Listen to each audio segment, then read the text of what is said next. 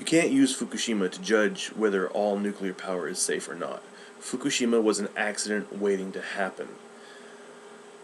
They built it. They built the reactor right on top of a fault. They did it on the cheap.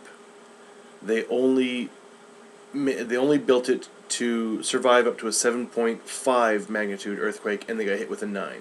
The seawall was only built to stop a 5.5 meter tsunami. They thought there would never be anything bigger than that. They got 14. There have been multiple lawsuits trying to get that reactor stopped, and they were right. But on the whole, you can't judge all nuclear power by one really bad example. Hopefully we'll never have something like this happen again, although it has made everyone else here in Japan rather nervous about whether the reactors we have, because there are reactors all over the country, and everyone's kind of nervous, like, are ours safe? Are ours built on a fault? Are ours going to get hit by a tsunami? We don't know. At least with my family, we've got at least the slight comfort of thinking that if something is going to happen around here, we can run away back home to Canada. Pack up my family and leave. A lot of people don't have that option. On the whole, nuclear power is probably the way we're going to have to go. It would be nice if we didn't have to depend on it, but what are you going to do to replace it?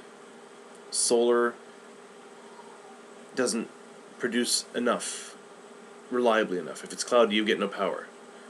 Wind is great. I mean, all these things put together are fantastic. Wind and solar, and there's also tidal and hydroelectric. It could be great if we could generate everything that way, but we're just not set up to do it.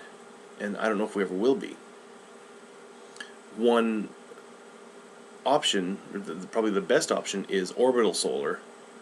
The only problem there is you'd have to have receiving stations along the equator, and then power would have to be distributed from the equator, and the social climate just won't support that. You basically have to have world peace to make that work. And I don't see that happening anytime soon either. So,